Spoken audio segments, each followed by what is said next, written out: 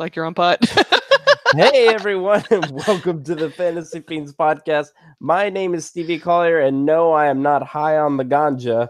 I have the flu, and I'm on so much medicine, so I might as well be on the ganja. But Stevie actually, is revealing just how ridiculously white he is by saying the ganja. The ganja. Actually, my eyes are kind of red. It's kind of weird. But yeah, so like yesterday, and I'm here with my co-presenter, Andy Peliquin, and we are finally having ML Spencer on air with us. This should have been done like in the first 10 excuse the first 10 episodes of the Fantasy Fiends podcast. Welcome to the show, ML. Melinda. Thanks for having me.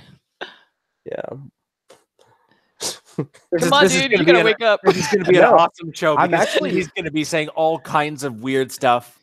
I'm actually really excited to be here. My body hurts, but my brain is there. I mean, well, my brain's not there, but the positivity is there. Okay, I'm feeling the positive. The positive, yes. So here's an actual interesting fact about the flu. The French word for it is la grippe, and that's spelled Grippe. And it's a very easy word to learn in French because the flu is like gripping your throat. So it's la grippe.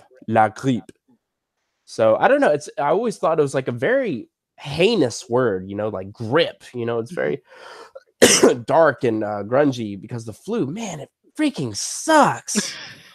God, I haven't had the flu in years, and man, I was out. I couldn't play video games. I couldn't write. I just writhed. I writhed in bed in pain. Oh, man. That's good imagery, though. That's very good imagery. Yeah. Thank you. Yeah. It's so strange because I've never heard of people like in pain from the flu. I mean, like when I get sick, I get like backaches, like back colds. I had not like too, real pain. No, but I had just got done with shoulder exercises and abs, so I was all sore there, so I couldn't tell what was what. And actually, now my mom and my brother both have the flu now, and I was like quarantined, and they still got it. So your and my brother, hero, Stevie. Yeah, when my brother gets the flu, here's what's weird: he vomits. He vomits every time. He had the flu on his birthday this year, and he vomited, and he just vomited again today. Did you save a specimen? Did I what?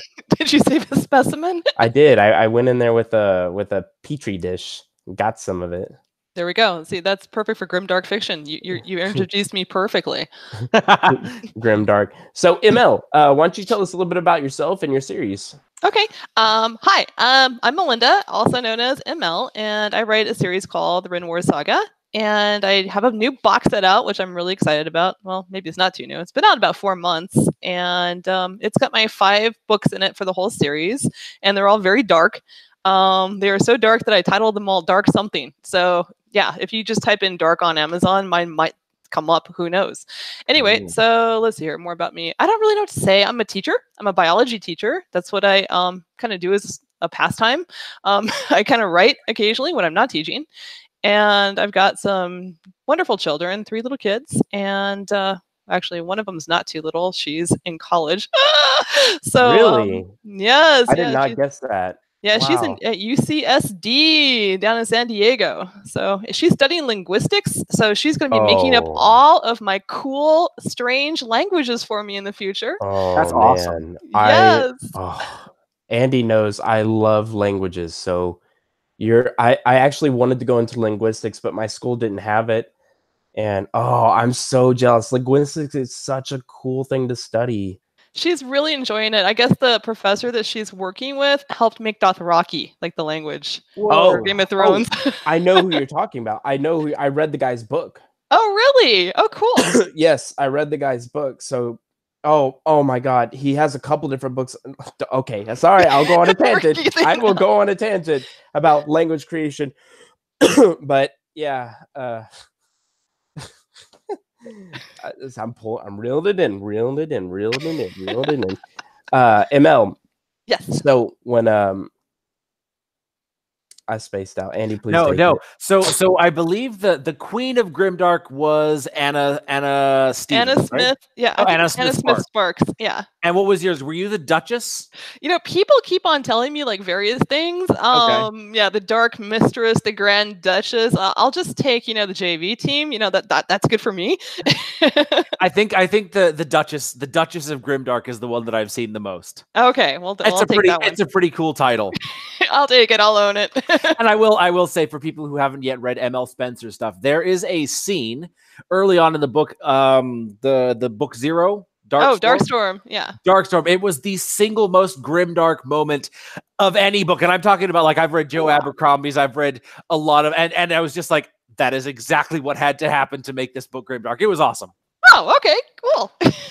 So anytime anyone asks, I'm like, yeah, read this book, and there'll be this point that you'll immediately say, yep, this is a grimdark book. Well, that's good. I succeeded. Yes. Definitely. But, I love the idea of the topic for the week. But, before we do that, we're going to talk about something cool that happened to us this week, because Stevie is too loopy to remember to bring that up. So, Stevie, other than catching the flu and going on the weirdest head trip ever, what's something cool that's happened to you this week? Actually, a lot of cool stuff has been going on. Just like a lot of opportunities, a lot of people wanting to actually promote Jigsaw. I'm hiring a video editor to do. I'm filming 10 to 15 commercials this Sunday, and I've spent $200 worth on dinosaur costumes to do it, and they're going to be professionally edited, and at the end it'll show my book. So they're going to be like really funny commercials, and they're going to be Stevie. They're going to be Stevie. That's all I can say. When you see the commercial, you're like, oh, okay, the style is Stevie.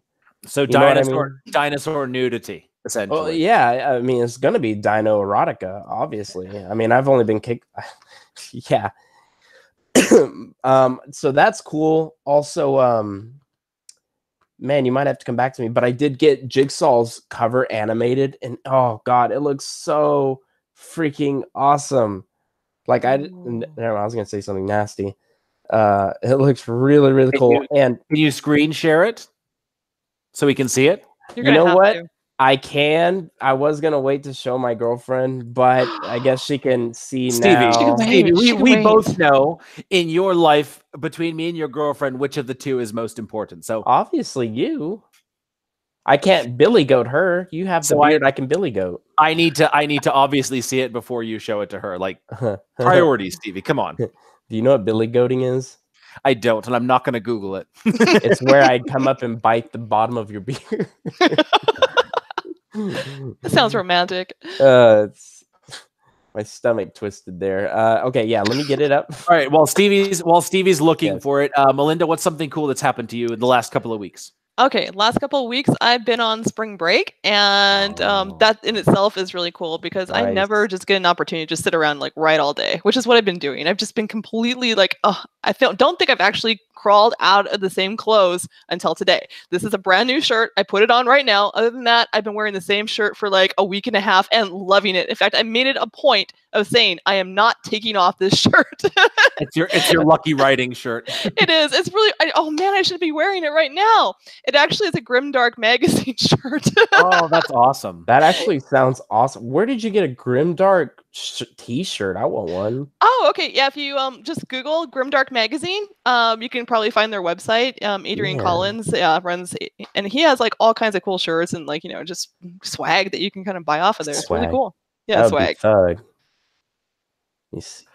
Yeah, I've seen that. I've seen the magazine. I've been tempted to get a Grimdark magazine shirt, but then I realized that my books aren't grimdark enough.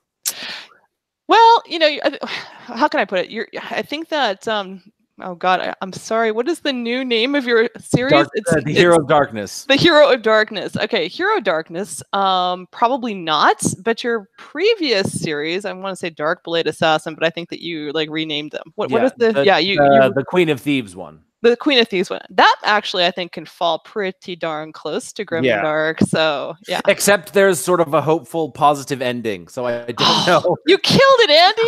I ruined it by giving readers something happy. Oh, I know. I constantly make readers not too happy with me because I do terrible things to their favorite characters. All right. Well, something cool that happened to me in the last week. Oh, yes. Super awesome. I got the art back for my for the last 2 box sets of my series. And I don't want to spoil anything because they're so cool. And we want to give Stevie all of the attention on this one. But when I show it next week, you guys are going to be blown away. It's the art for the Queen of Thieves box set and the Silent Champions box set, which has the name Warriors of Blood and Shadow. Oh God, I mean, love it. I mean, that's such an awesome name. That is cool. I'm totally buying that just for the name. I actually wanted to name the series that originally, but then there's of Blood and Shadow is a military book, and it's just such a long title to remember. So I went with Silent Champions because that was easier to remember. But when it's in the box set, it's going to be that one. That's cool. Yeah. And it's a super awesome cover by Felix Ortiz. I'm going to show it off in you got Felix in a few weeks. Yes. Awesome. I love that man. I got him to do all 5 of my box set covers. And so he's been texting me, "Hey, when can I reveal them?" So I'm going to do the first the Darkblade Assassin, or the Darkblade Avenger is the name of the first box set. That one's going to be released next week. Oh, very cool. Very cool. Yes. I'm excited. It's been a good day. Stevie, how's that coming with that cover? I have it. All right, do it. Ready? Okay. Let me close my porn tabs. All right, that looks good. Oh wow, I gotta close that one. That was nasty. All right. Let's see. Get ready to share. All right. Can you guys see it? Yes. Oh. Ready? Yeah. Boom. Make it dance for us, Stevie. Whoa. That's really cool. That is awesome. I mean, that sword is on fire. That sword is on fire. I would be holding that away from me too. Now, if you can find like royalty-free dinosaur roars and put it on in the background, it is just the perfect. Oh yeah, you gave me chills there. It's like you're behind me rubbing my neck or something. Loving it. Stevie. Ooh, Steve. How do I turn this off?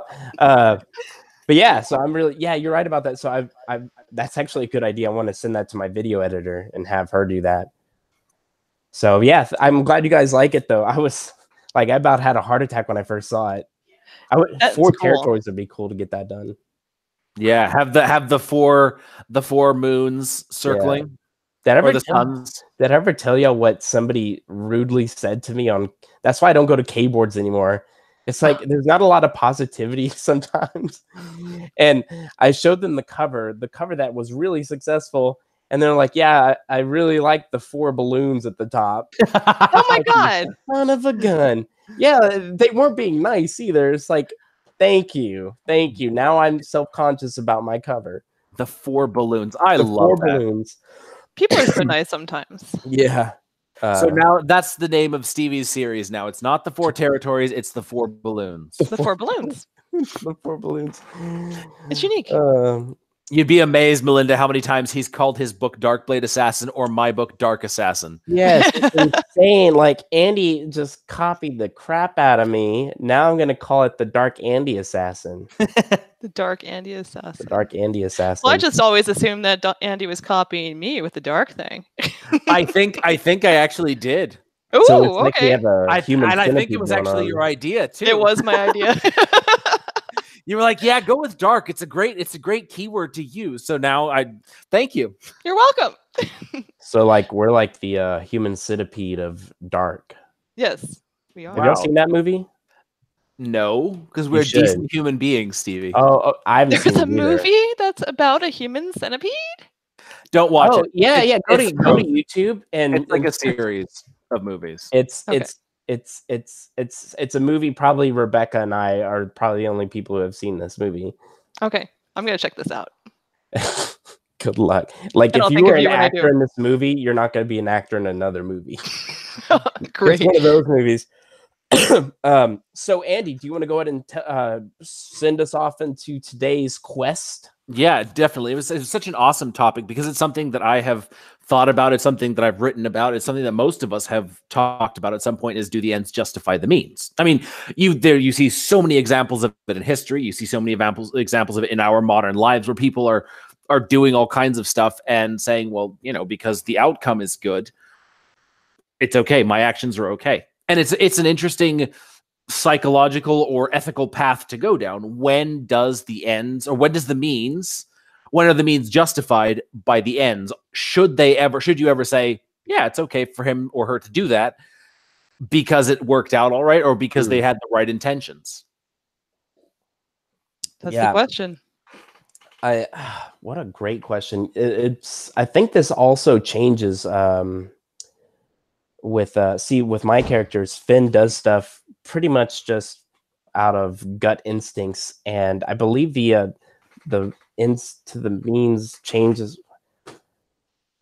I'm sorry, I lost my thought. Take it away, Andy. Well, you brought that up because of these characters that you've created, where there's these two sides. Yes, and readers can absolutely understand both sides, right? What is that a question for me or for Steve? For you. Oh, for me. Oh, yeah, that's like the point. I was trying to actually like get readers to understand, you know, a lot of fantasies like, hey, we're the good guys. This is our great land. And, you know, those are the bad guys. They're the aggressor. And, you know, let's just hate them because they're them. So I really kind of wanted to show, hey, each side has good and bad people. And, you know, we have to find another reason to like or hate people, basically, other than just which side of the river they live on or whatnot, or which side of Mordor. I don't know. Yeah. But then these actions, the actions that they take, I mean, you know, this sort of that everyone's a hero in their own mind quote, which I don't personally like, but they, you know, they're trying to whatever is protect their people or win the battle to stop the people that they perceive as evil. And so I'm sure because it's grimdark, they go to all kinds of extremes. Oh, they definitely do. I think what I try to do is just put different people with like different types of moral ethics on both the good guy side and the bad guy side. And so you can actually really get a real range in there. And sometimes you're rooting for a person you think is good and you find out, oh, their morals are not quite what I thought they would be. Or you expect somebody just to be this noble hero because noble hero. And guess what? They're making some choices that probably you wouldn't make. So. Yeah, I love doing that. I love turning things on their head, like putting the classic good guy into the bad guy position and making the bad guy the good guy. I mean, anyone who's read any of my books, Darkblade Assassin or the Queen of Thieves series, it's pretty clear that I take the bad guy and make them the main character. And like, oh yeah, you do. So this new one that I'm writing now, Silent Champions, it's very clear good versus bad, in the sense that there are the good guys that you like, and then there's the bad guys who are trying to kill them.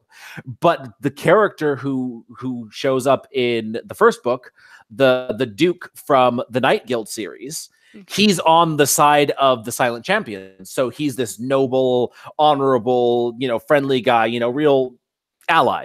And then when we read Alana's story in The Queen of Thieves, he's the bad guy. And he's not bad, he's just opposing her. So it's really fun to sort of to shift the perspective. It's just a matter of perspective when you see, you know, this is the good guy in this story, but then when it's the other side of things, they're the bad guy. Exactly. Yeah. And that's very true. I mean, I think there's an anthology out called Good as or Evil as a Matter of Perspective. And it's so right. It really is. And I think that's the reason why I write, is to actually kind of showcase that and to get people kind of thinking outside their own box, if that makes sense. Oh, definitely. Definitely. I think as writers, that's kind of what we're all about, is giving people or pushing people even to think and see things a new way, presenting them, all right, you never thought that you could understand how someone would be willing to take a life. Here's a scenario. It's totally believable. Now think about yourself. It's sort of like examining our own morality through the context of a story. And that's what stories are so awesome at, is bringing these things to life and giving us these new perspectives on things that we never would have thought of otherwise.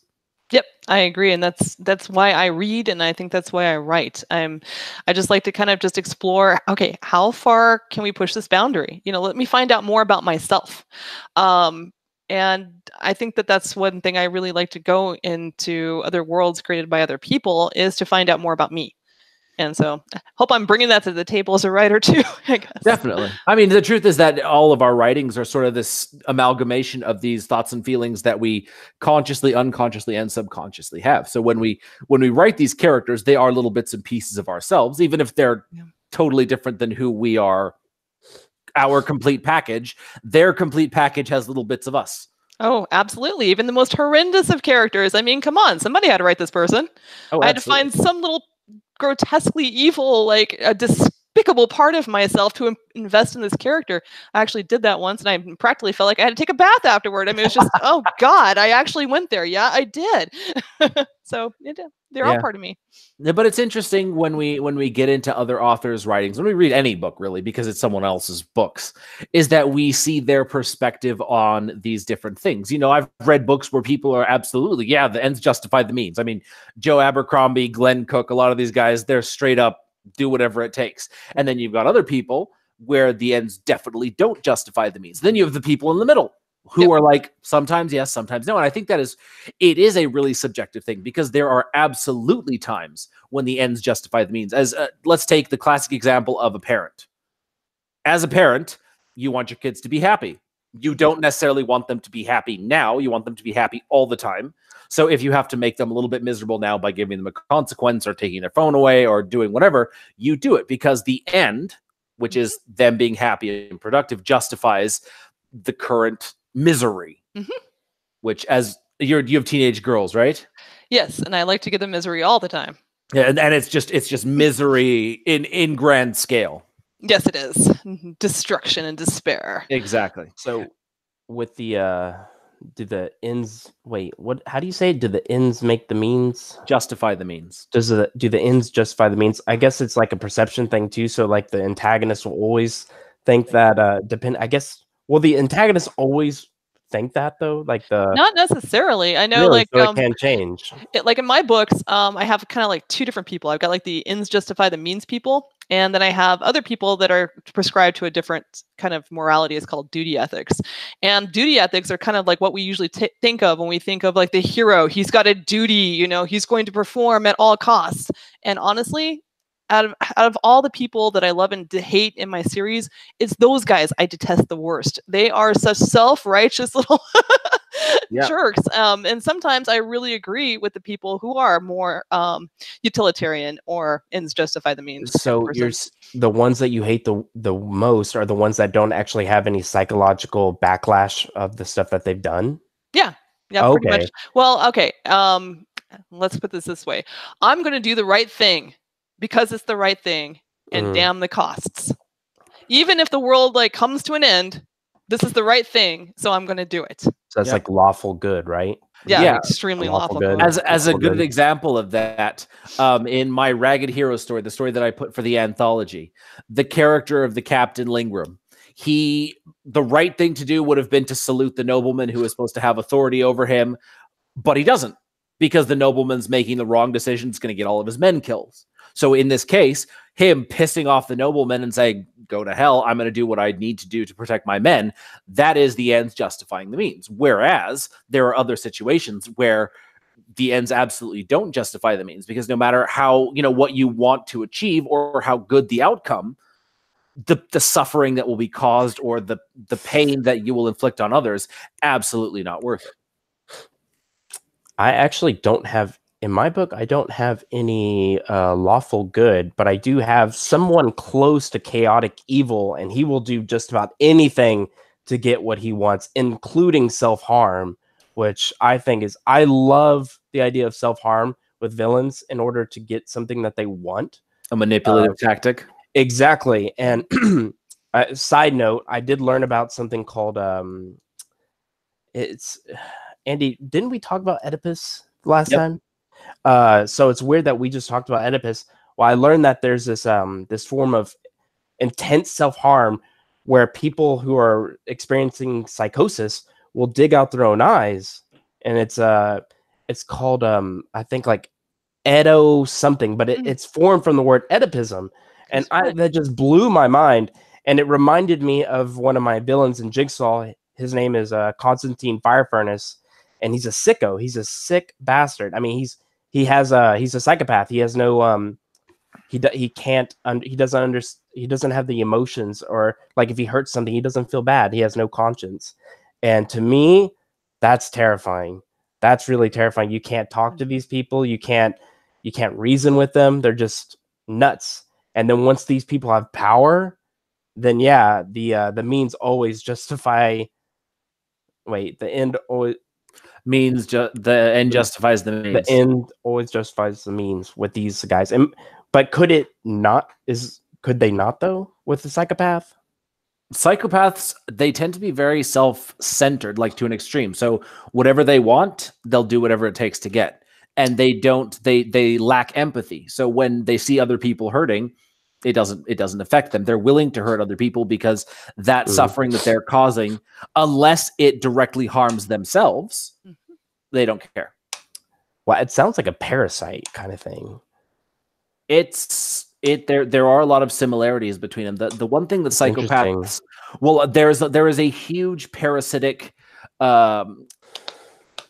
feel to the relationships. Like psychopaths are all about taking whatever they want and getting whatever they want and using people to their own end. So a psychopath in a relationship, they can feel love for someone, but it's not empathetic love. It's a much more self-centered love, where it's like you find it, what, you know, like a lot of rom-coms do this, and they say, you know, I'm a better person when you're around, or you know, I'm happy because of you. And instead of thinking about, you know, the other person, it's all about what that person provides to them. And I've noticed that a lot more in just about every rom-com, every TV show, where people use this argument. You know, it's like, come on, don't break up with me. You know, I'm such a better person when you're around. It's a very self-centered way of looking at relationships and love, when love should be something much more altruistic, something much more about the other person.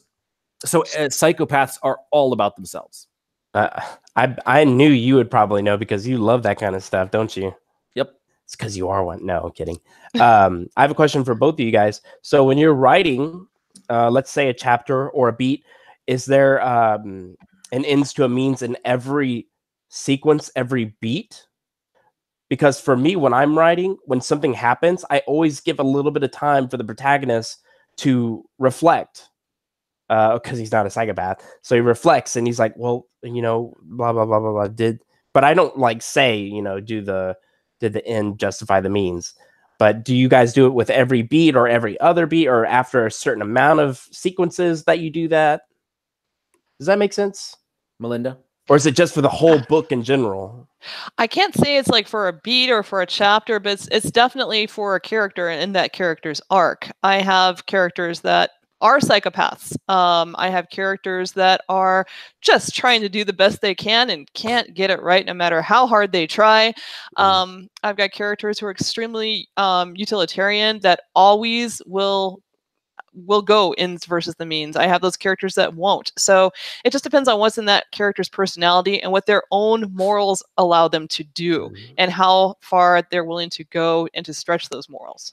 Yeah, you know, I don't think it's a specific part of any story. I think it's just something that comes up naturally, as it's something that we think about a lot in our own lives too, to a very, very minor degree. But it is something that we have to analyze when we're you know, taking stock of any situation. So it's not usually done very visibly or out loud, but it's something that works itself into almost every single book to some degree or another.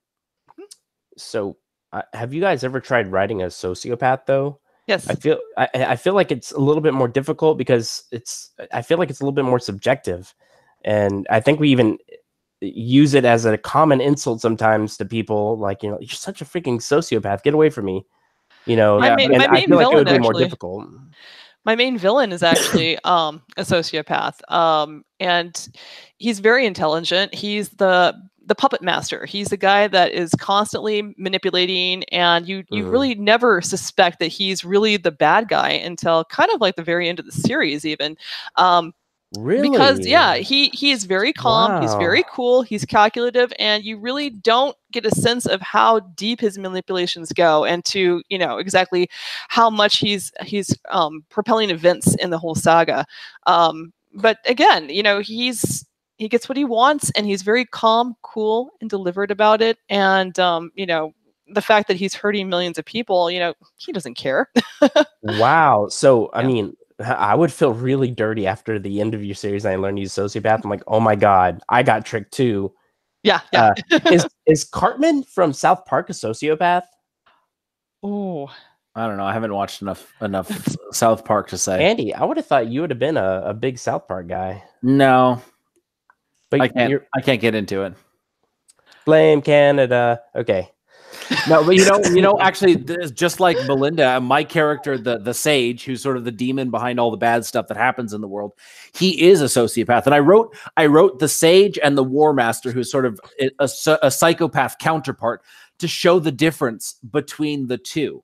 So it's actually like psychopath versus sociopath with the hunter caught in the middle. And that was a really fun story to write and super complicated. But it was interesting to see the subtle differences and the way they approach things differently. And it really helped me understand sociopaths a whole lot more. And it's crazy how hard they are to spot. Even if you're looking for them. Yeah, they're very I charismatic sometimes. We had a sociopath in our family for years and years, until finally, I can't really say anything more. Something horrible happened, and the true colors were shown, and wow, I was like, it was the first time really as a young adult seeing true evil, and it's scary. It's really scary, and I did confront it though. But wow, I didn't. When you grew up like I did, I wouldn't say I grew up sheltered. I grew up, private schools, homeschooled, and then, went to a nice college. I didn't see a lot of bad things. But when you see something like this for the very first time, you're like, wow, that's freaking nuts. I don't even know how to describe it. And, it's insane to know that people are out there like that and will manipulate others to get to an end and not care about the means. So Andy's computer is a little bit wonky right now. So Melinda, do you think that a sociopath could look at his, say, no, the means weren't worth the end? The means don't justify the end? Only if it had a personal impact to them. Okay, so only if it hurt him. Right. Himself, him or her. Okay. Awesome. And are we talking about the Renoir series? Yeah. Okay. I think that like one of the classic examples of a sociopath, for instance, is, I'm trying to think of the guy's name. The Jamestown Massacre. Did you ever hear about that? It was about a cult leader who. Jamestown. Oh yeah, Jamestown Massacre. I don't remember it, but I've heard of it. He led a whole cult of people down to South America, and they all committed suicide. Jamestown or Jonestown? I'm sorry, Jonestown. That was Jonestown Massacre. Jim Jones, was that it? Yeah, I can't Jim remember. Jones. Yeah, Jim Jones, and he convinced how many, over 1,000, I think, people to 1,000 people to poison themselves with I think Kool-Aid that was loaded with cyanide or something. Let me see here. Jonestown. You talk while I actually search this up, so I'm not pulling numbers out of my butt. Family Guy makes fun of this in one of their earlier episodes, and then also American Dad does the same. Well, that's where the expression "drink the Kool-Aid" comes from. Yeah. I have never heard that. You've never heard that? Drink the Kool-Aid. I believe it means to buy into something, to a belief system, or to, let's say, political, whatever, something so completely and blindly. Yeah. So that's so interesting that you guys bring this up, because I read this book on the art of seduction, and it has helped my writing so much. I highly recommend it. And it talks about all the forms of seduction. And one of them was charisma. And I was shocked to learn how dangerous being charismatic can be. Oh, yeah. Hitler was charismatic, and he was able. So in order to get these 1,000 people to follow him, he must have been very charismatic. Yeah, no. And a lot of them, I think, narcissistic personality disorder, all those kind of things are kind of like running in the same class of. Wait, can you explain that one? That sounds interesting. What's that? Narcissistic personality disorder is in the same classification as like sociopathy. The only difference is that you've got like an extremely person who usually is very charismatic. They're very manipulative. It's all about them, and what they do is they kind of manipulate people around them to support them and lift them up, and it's people like that are your Hitlers. They are. So it's not just narcissistic; it's more than that. Yeah, it's more than that. It's a pathology. Tony Stark is narcissist, right? That's a great question. Yeah, he is definitely a narcissist, and that's kind of what I'm talking about too. But on the other hand, he still has that empathy thing going for him. He definitely Okay, has yeah. the empathy thing. That's A what I lot was of your feeling. true narcissists, they lose that empathy. And then they will do everything like gaslight people, you know, just anything they can to kind of make the situation go into whatever favor they want it to go When you in. say gaslight, what do you mean? A great example of gaslighting is okay, you remember the situation a certain way. You know what? I don't think you're remembering it right. I think you've got it wrong. No, That's you're really like this. You know, so it's it's very manipulation. oh yeah, it's manipulation. You basically convince somebody that they are crazy, or just constantly wrong to have control or power over them. Yeah, so I've actually experienced something like that in most martial arts groups that I've been in. I actually tell people to be very careful of who you train under, because a lot of masters of martial arts, then they own their own dojo. A lot of them become that way just because they want to have power over people. Oh, And I didn't see it all the time, but sometimes, and it's incredibly. As a young guy, when I was 14, I didn't see it, and they would manipulate you, not sexually or anything. I never saw anything like that, but I could see that as a possibility. But they would like make you feel like you had to have them in order to get something. And like I couldn't stop taking their classes because I would never be a great martial artist, even though and then I would find them, watching YouTube videos so they could teach me something new just so they could keep me. That's what that reminded me of. yeah, that sounds like some pretty classic manipulation strategies right there. Yeah, it's strange to think about it, but in a way, like everybody in our lives kind of manipulates us to a certain extent. I mean, look at, you've got your job, manipulation 101. You quit, you don't have the money to live, right? So your boss takes advantage of you, asking you to stay late or do whatever, so you don't lose your job, so you can keep eating. And so we're not even talking the lengths that people go to, sexual harassment, all that kind of stuff. But it's just the basics of, if you don't do what I'm asking, there's a chance you'll get fired. So do it. And we could go down to ad copy, writing ad copy. That's manipulative. We're playing off the emotions of the consumer. That's what I was taught in college. I was taught find something to fix. So like, let's say your cat walks out of the litter box and he flings his turds everywhere. Well, here's a mat that does that. And then you create the emotional connection. Now this is the manipulation. And you say, now when your boyfriend comes over, he won't have to smell your nasty cat turds. You create, obviously that sucks, but you create an emotional thing. Yeah, flicking cat turds and your boyfriend doesn't have to smell it anymore. But it's, when I learned that in college, it was very interesting the way they talked about it, and there was no one directly asked, "Is this moral? Is this moral to do?" Everyone does it, and if as a businessman, if I don't do it, I can't get ahead of the game. I can't be part of the game, so I have to do it. But and the way we say that it's morally okay is because we are fulfilling a need.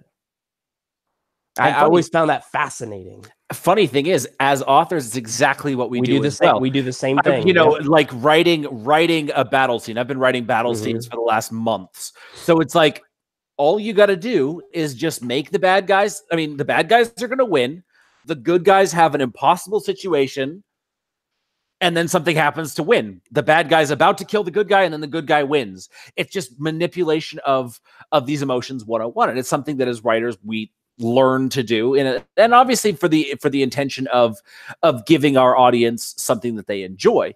But anything that we do could be manipulative to a certain degree, and so it's a power that we have to be cautious with. What, Andy? I think all three of us can agree with this, that when a book begins, we have that inciting incident, right? Well, that in itself, in my opinion, is a form of manipulation, because we are catching the consumer's eye, their attention, and we're trying to pull them into the book so they will purchase our item. Now, if we just started a book with a tea party, that's nothing. No one cares. But if we create this emotional thing, the hero saves the cat, then we have, I mean, when I say manipulation, I don't mean the full strength of the word. I mean very slightly, but we have attached ourselves to the reader, to the consumer and pulled them. And if you want to watch something really, really, really, really sick, and you want to watch some manipulation, go look up what are they called? Pickup artists. I mean, it is disgusting what they will do, and it works. And it's really bad.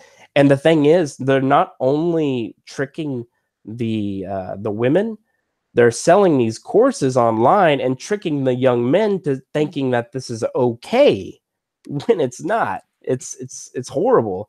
So it's just interesting. When I think of manipulation too, I always have to go to Game of Thrones, man. Cersei Lannister. Yeah. No, but I think what's really kind of interesting about that is, she is the queen of manipulation. But she is that way because that is her one source of power as a woman in that world. They weren't wielding swords. They didn't have that kind of power. Their only source of power is manipulation. And I love her character. Yeah. Yeah, she does an amazing job of pulling off that manipulative. Like she's not overt in the fact that she is the most powerful person in the room, but in her head she knows it. Game of Thrones gives me ulcers. Seriously, like that show. It's like I have to be in the mood to watch Game of Thrones because I know I'm going to end feeling depressed. So, but yeah, you're right. If you want to see some psychopaths, sociopaths, and manipulation, go watch Game of Thrones. Yep. Yeah, it's got everything for you. Yeah, George R. R. Martin. It's really, really weird because you can watch pretty much any TV show now and you'll see it to one degree or another, and it's almost normalizing these things that are dangerous for us to have in society. These manipulative tactics. Do you have an example? I've been trying that would be dangerous. Yeah, I'm trying to think of one, but like there's low grade manipulation in just about everything. There's one that I've been noticing a lot, and it is for elderly people watching commercials. When they're watching, Judge Judy and stuff, that's one that they watch a lot. You will see these ads that, they'll freak them out, and they're like, oh, I got to buy this now, or I need to go check out this medicine. I think that could potentially be dangerous, because they probably don't have a lot of money. Yeah, I mean, for sure. But commercials aside, there's also this thing going around where people will call these old people and say that their younger, nephew or something is in a Mexican jail and demand some money so they can get him out. Y'all heard about that? Yep. Scams. It worked on my my good friend's grandma. Got $4,000. Wow. Oh. Yeah, it was horrible. Yeah. Here's an example. I thought of one from The Flash, which I enjoy a lot. This season's been really pissing me off because they're doing that trope of, a character trying to keep a secret at any cost. And I hate that. I've been writing all my characters. It's like, all right, straight up, honest, all of that. But why do you hate it? Because it leads to so much drama and unnecessary conflict that the show, any TV show or book could dedicate somewhere else. So it's like Gossip Girl kind of stuff? I don't know. I've never seen it. But basically, the last half of the season, basically, the girl, Nora West Allen, their daughter, has been trying to keep this deep, dark secret from her parents. And everything she's done has been to keep this secret. And so in one episode, there's someone who's sort of uncovering her secret, and she goes out of her way to find the love of his life, multiverse, blah, blah, blah, and hook them up. And so she's playing with his heart to distract him from looking into her. And that's it's a small thing that only lasts one episode or half an episode, but it's like it's going the way it's going the wrong way for the show that I liked watching. The Flash at the beginning, everything was much more honest, everyone was much more positive and upbeat, and now it's going these sort of weird, darker ways that I personally don't resonate with me, because I want to see shows like where the characters are honest. You've got a problem, all right, here's what's going on, let's solve it, working together to solve the thing, as opposed to, oh, I'm going to keep my deep dark secret and cause mischief and suffering for everybody else. That, for me, I feel like the days of that being a trope to Mm. include in books and TV shows is something that I don't want to read anymore. quick question. So back to the psychopath thing, Andy. Thank you for telling me about that trope, because now I know not to write that trope. Because you'll unfriend me on Facebook probably. Well, that's just me. You know, I'm sure a lot of people like it. The fact that they still do it in just about every single TV show, or like the one that I hate, they do this in Grey's Anatomy all the time, is a character gets mad at another character. You know, why did you do this? And instead of actually saying, well, here's what happened, the character just kind of stands there or gets super defensive. Like they don't try to conflict, no resolution. It's just, or they fire back an answer and it explodes into this big drama that really it's like, no, just tell them what was going on. You were trying to do the right thing. You were trying to help. And I hate that. I hate that when they make drama for the sake of drama. I want life has so much drama to it. So let's focus on that, as opposed to, two characters getting into a spat because one of them walks up, you're a dick, you did this, and storms off and is mad the whole episode. I don't want that. That's a waste of my time. I'm learning a lot. So with the psychopath thing, is it a simple answer when it comes to the end always justifies the means with them? It always does. Is that the simple answer for psychopaths, or unless it harms them? Is that like the only answer we could have for that? No, I don't think well, so. What else could there be? Well, because see, psychopaths aren't so black and white. By saying something like that, I thought they were. That's why. No, you're boiling this super, super complex psychology and neurology down to a simple formula, and it doesn't work like that. There are psychopaths who can form empathetic bonds with one person, or with two people, or with five people, but they can't empathize with everybody around them. There are psychopaths who can do certain things, and others that can't. There is no cut and dry answer with psychopaths, and that's what's made it one of the most difficult psychological conditions to diagnose, is because one psychopath will be straight up murdering everybody, cannibalizing, and another psychopath will just be the kid that never really talked in class a whole lot and spent their whole lives coding in a basement and playing video games and never doing anything. There are psychopaths. Very sad. No, but that's the thing, is there's so many different types, and it's just crazy how many different shapes and sizes they come in. Have you seen Daredevil? I have. So you are talking about Bullseye then, when he has that one connection to his psychiatrist. Yep. Absolutely. And then from her it changes to that girl. Yeah. And so he was my favorite character, I think, in season 3. Psychopaths, they're basically like baby ducks in essence. They imprint on somewhere, they form this super all-consuming bond. And this is it's sort of like you said, parasitic, in the fact that they kind of feed off of them. They become it consumes them. So when that bond is broken, or when the person does something to shatter their trust, like let's say your girlfriend cheats on you, you have an argument, it's a couple of rough months, maybe a couple of rough years, you break up, or you stay together and you work through it. With the psychopath, the girlfriend cheats on you. If that's the thing that shatters your trust, it's done. Like there is no fixing it. So it's a lot more extreme in that sense. Interesting. But yes, it's really, really complex, psychopaths and sociopaths. It's why a lot of psychologists won't touch them. A lot of people won't actually say, okay, they're sociopath or psychopath, because they have so many things in common that there's little differentiations between the two. Yikes. And a lot of people don't even know that there is a difference between sociopaths and psychopaths. They just think, oh, the same thing. Yeah, and then sociopathy and psychopathy can look a lot like narcissistic personality disorder, or they can share traits, or they're, it's so wrapped up. The brain is so complex, and these disorders are so complex too. Mm-hmm. Wow. Man, we've spent this whole time talking and not getting any reading. So sorry about that, Melinda. We'll have to do a reading next time. I'm enjoying the conversation. I don't need to read. It's a compliment, though. It's a compliment to Melinda. We only do that when the getting's good. Well, it's been kind of educational for me too. Yeah, I'm just sitting here sitting back watching you. Andy is a walking Britannica. I don't know if you knew this. No, I'm finding that out actually. Yeah, I'm taking like notes. Owl. An owl. Yeah, there wasn't that wasn't that the mascot for the Britannica Encyclopedia, the owls? I don't know. The only owl character that I know that's wise is from Winnie the Pooh.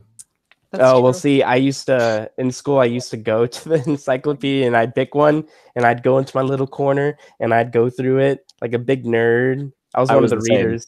Yeah, I were you love really? that. Yep. Yeah, and I would always go look at the animals like cheetahs, jaguars, tigers, and wolves. I would always go do that stuff, and the teacher would always ask us, "Well, what should we do now?" I was like, "Oh, let's do a report on animals," and then I'd have no friends. So, I was all about the mythology. That's what got me oh yeah, into reading and ultimately writing. Is I just loved the really. mythology section of the Encyclopedia Britannica. We should talk about real quick what got us into fantasy. I think that'd be really something interesting before we sign off.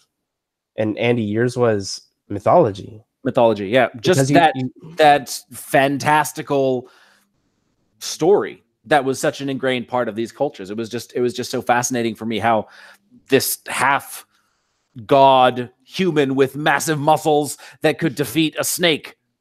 How could it possibly exist? None of that stuff is real. So it was an early introduction to fantasy that totally got me hooked.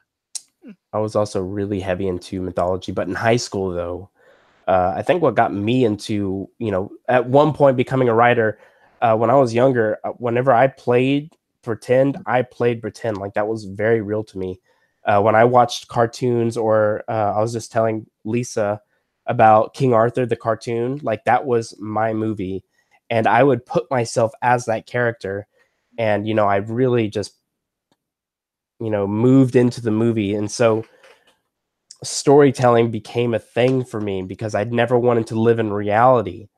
I always wanted to live in a different world.